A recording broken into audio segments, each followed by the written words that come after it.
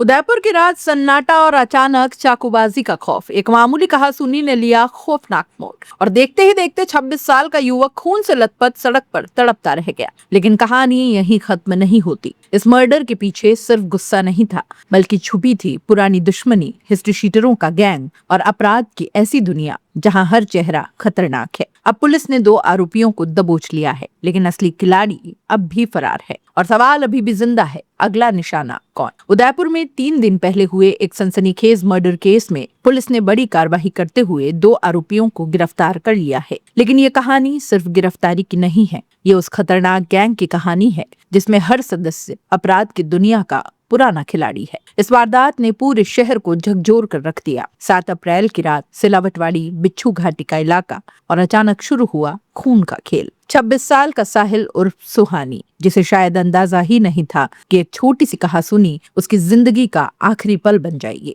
मामले की जड़ में थी एक छोटी सी बहस। शाम को जोएब खान उर्फ अक्कू और जिशान उर्फ हड्डी के बीच कहासुनी हुई। यह कोई आम झगड़ा नहीं था, इसमें शामिल थे ऐसे लोग जिनके नाम ही डर पैदा करते हैं। जोएब ने इस बात की जानकारी नईम उर्फ नईमुद्दीन को दी और फिर शुरू हुआ धमकियों का सिलसिला। फोन पर सवाल उठा, तुम्हारी हिम्मत कैसे हुई अक्कू को धमकाने की? बस यहीं से कहानी ने खतरनाक मोड़ ले लिया। जिशान और साहिल का नईम और कुंदन से विवाद बढ़ गया और फिर जो होना था वो हो गया। नईम और कुंदन ने अपने साथियों के साथ मिलकर बदले की योजना बनाई। 7 अप्रैल की देर रात ये सभी बदमाश बिच्छू घाटी पहुंचे, साहिल को घेर लिया और फिर उस पर ताबड़तोड़ चाकुओं से हमला किया। इतनी बेरहमी से वार किए गए कि साहिल के बचने की कोई उम्मीद नहीं बची। खून से लथपथ हालत में उसे अस्पताल ले जाया गया, लेकिन रास्ते में ही उसने दम तोड़ दिया। एक और युवा जिंदगी गैंग वॉर की आग में खत्म हो गई। हत्या के बाद पुलिस हरकत में आई। मामला गंभीर था क्योंकि इसमें शामिल थे हिस्ट्री शीटर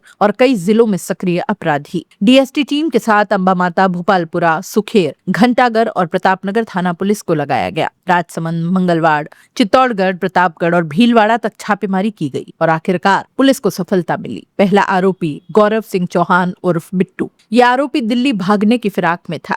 भीलवाड़ा के मंडल से निजी बस में बैठकर फरार होने की कोशिश कर रहा था, लेकिन पुलिस ने रास्ते में ही उसे दबोच लिया। दूसरा आरोपी मोहम्मद सुहान डायर, इसे भिंडर से गिरफ्तार किया गया। दोनों की गिरफ्तारी ने केस को नई दिशा दी, लेकिन कहानी अभी भी अधूरी है। ये कोई आम लड़के नहीं हैं। दोनों के खिलाफ पहले से 6 आपराधिक मामले दर्ज हैं। गौरव पर बलात्कार, नकबजनी, अपहरण, हत्या का प्रयास, अवैध मादक तस्करी, अवैध हथियार के केस दर्ज है। तो सुहान पर डकैती, लूट, चोरी, हत्या का प्रयास और अवैध हथियार वाले केस दर्ज है। यानी ये लोग पहले से ही अपराध की दुनिया में आकंठ डूबे हुए थे। इस पूरे मर्डर केस का मास्टरमाइंड अभी भी पुलिस की पकड़ से बाहर है। फरार आरोपी नईम उर्फ नईमुद्दीन हिस्ट्री शीटर है, कुंदन भी हिस्ट्री शीटर है और साथ ही जोएब खान। नईम अंबा माता थाने का हिस्ट्री शीटर है। इसके खिलाफ करीब 1 दर्जन गंभीर मामले दर्ज है। डकैती, हत्या का प्रयास, अपहरण, मारपीट और अवैध हथियार। वहीं कुंदन पर 1.5 दर्जन केस दर्ज हैं और जोएब की कोई साफ सुथरा चेहरा नहीं है। यानी पुलिस जिनकी तलाश कर रही है वो बेहद खतरनाक किस्म के लोग हैं। इस वारदात के बाद पूरे